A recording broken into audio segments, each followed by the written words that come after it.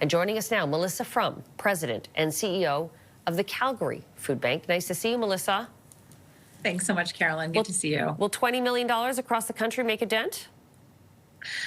You know, every little bit helps, but the reality is there are thousands of food banks across our country and charities and other nonprofits and soup kitchens and all sorts of mechanisms that are trying to support our friends and neighbors right now. And it might make a dent, but it'll be a pretty small dent.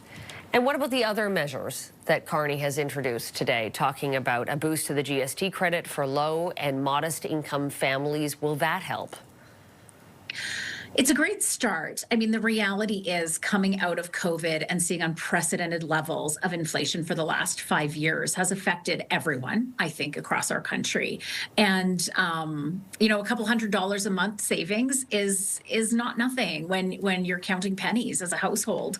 But the reality is our fastest growing demographic at food banks across the country right now is the working poor. And I suspect while this may help, I don't think this will fully alleviate the problem and the challenges that we're seeing. What does the working poor mean to you, Melissa? Because when you're looking at who qualifies for this GST credit, I'm thinking, I think the numbers are for a single person, it's around $52,000 a year. Somebody will have to fact check me on that and send me a tweet, but $52,000, is that what you mean by working poor?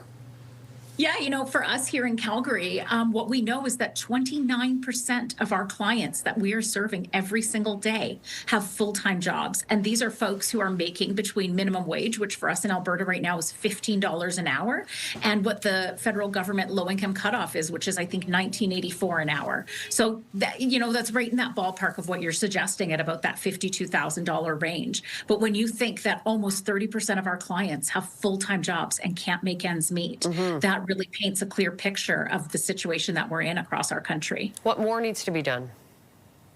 You know, I think at the end of the day, these downstream solutions are great and they're great stopgap measures. But I think we need to start looking upstream and asking questions about how we've gotten into this hyperinflationary environment and how we can get out of it. And we need to start seeing policymakers address the upstream challenges that have led to these downstream solutions being required. Well, I think if you ask any Canadian, the cost of groceries right now is probably the most expensive item after food or mortgage payments. Absolutely.